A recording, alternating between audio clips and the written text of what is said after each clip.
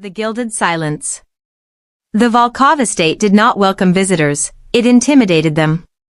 High atop the jagged cliffs of the Blackwood territory, the manor stood as a monument to ancient power and cold, hard silver. For 5 years, I lived within those walls not as a queen, but as a shadow. My name is Anya, and to the world, I was the Luna of the most feared werewolf pack in the north. But inside the manor, I was a ghost. Our marriage was never a matter of the heart. It was a cold, calculated transaction between my father and Viktor Volkov. Two bloodlines merged to end a border war that had claimed too many lives. On our wedding day, there were no vows of love. Viktor didn't even look at me when he placed the heavy gold ring on my finger. He looked past me, toward his generals, already planning the next territorial expansion. He was the alpha of alphas, a man of iron and instinct. To him, I was a diplomatic necessity, a piece of porcelain meant to sit on a shelf and remain silent. For 5 years, that was my life. Viktor was gone before the sun rose and returned long after I had retired to my solitary bed. He never asked about my day. He never sought my opinion on pack matters.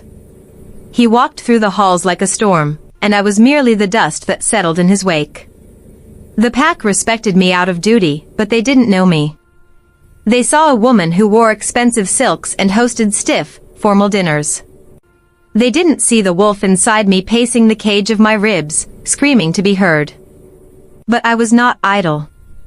While Viktor spent his years projecting strength through violence and dominance, I found another way. My lineage, the Rostova line, held a secret that had skipped 3 generations before landing in my blood. We were weavers. While most werewolves focused on the strength of the jaw and the speed of the hunt, weavers focused on the energy of the earth. We could bind protection into stone. We could weave silver into invisible barriers. We could hear the heartbeat of the forest itself. In the dead of night, when the manor was silent and Viktor was locked in his war room, I descended into the forgotten cellars. There, by the light of a single candle, I practiced my craft. I learned to etch the ancient runes that could mask a scent or strengthen a wall.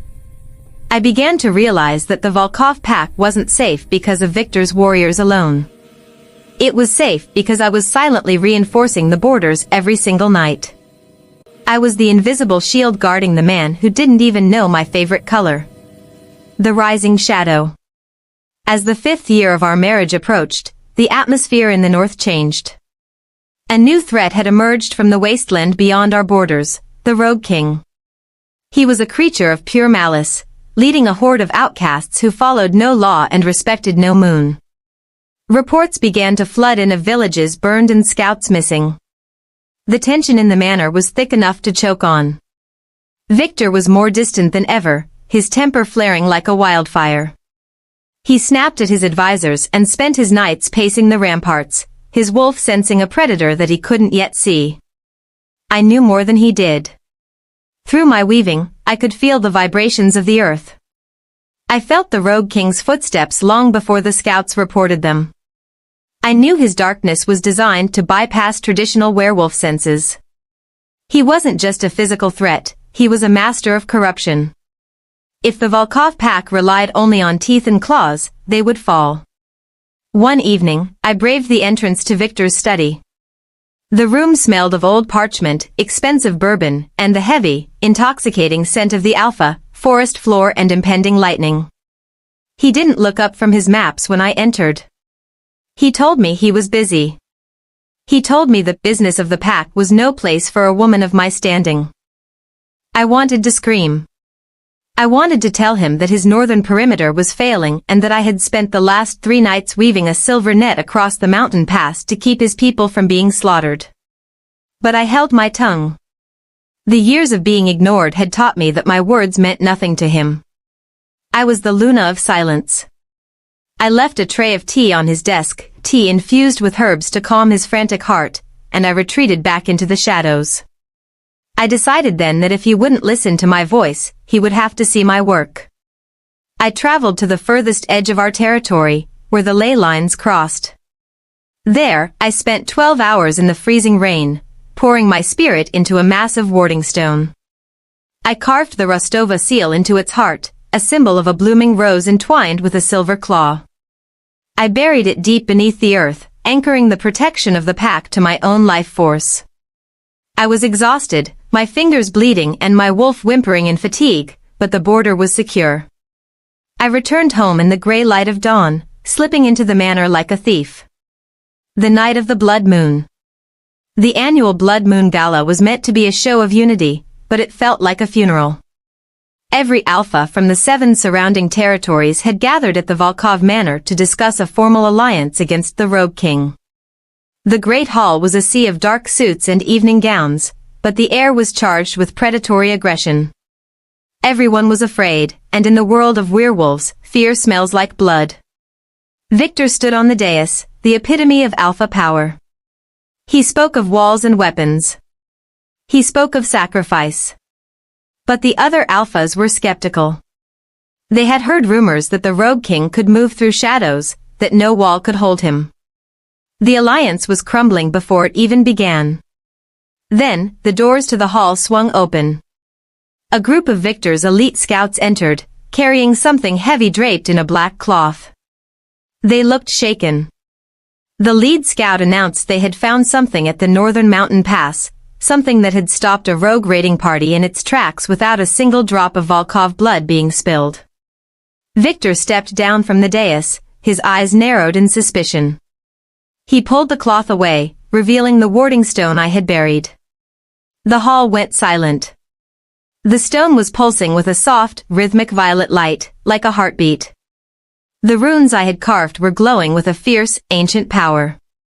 The other alphas crowded around, their eyes wide with awe.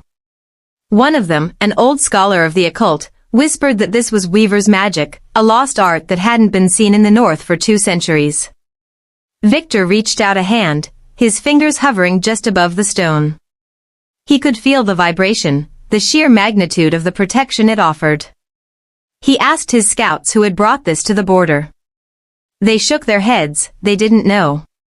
They had found it already active, humming with energy. Victor's voice was a low growl of frustration and wonder. He told the assembly that whoever possessed this power was the most valuable asset in the war. He promised a fortune to find the creator. I stood just a few feet away, my heart hammering against my ribs. I looked at the stone, then at my husband. He was staring at my work with a respect he had never shown to me. He was obsessed with the creator of the stone, completely oblivious to the fact that his trophy wife was currently trembling with the effort of maintaining the spell. I felt a sudden, sharp pain in my chest. To keep the ward active from this distance required an immense amount of focus. I felt my knees buckle. Part 4, The Unmasking. I slipped out of the gala before I could faint in front of the elite.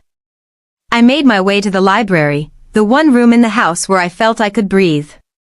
I collapsed into the heavy leather chair behind Victor's desk, my breath coming in ragged gasps.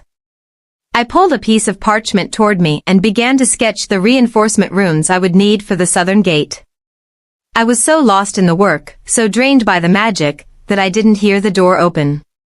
The scent of cedar and storm hit me before his shadow did.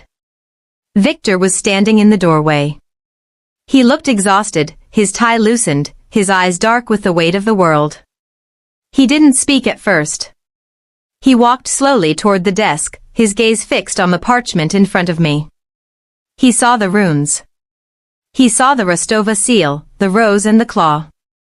He looked from the paper to my hands, where the ink still stained my fingertips and the faint scars of the mountain rocks were still visible. The silence lasted an eternity. I waited for the anger.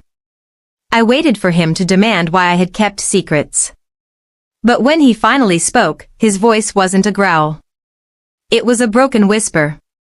He asked me if I had been the one. He asked if I had been the shield while he was busy playing the sword. I stood up, my legs shaking but my head held high. I told him that I had been married to him for 5 years, and in all that time, he had never once asked what I was capable of. I told him that while he ignored me, I saved his pack. I told him that he didn't need a fortune to find the creator of the stone, he just needed to look at his wife. Victor didn't move for a long time. Then, he did something I had never seen him do. He bowed his head. He admitted that he had been blind. He confessed that he had viewed our marriage as a cage for himself, and in doing so, he had locked me in a cellar. He walked around the desk and stopped inches from me. For the first time, his alpha aura wasn't a threat, it was a cloak, warm and protective. He reached out and took my ink-stained hands in his. He told me that the Rogue King was coming, but for the first time, he wasn't afraid. He said that with his strength and my weaving, we wouldn't just defend the North, we would rewrite its history. That night, the Cold Alliance ended, and a true pack was born. One night had stripped away 5 years of silence. The Rogue King thought he was attacking a house divided. He had no idea he was about to face the Alpha's fury and the Weaver's web. I was no longer ignored. I was the Luna of the Volkov pack, and the moon was finally rising on our terms.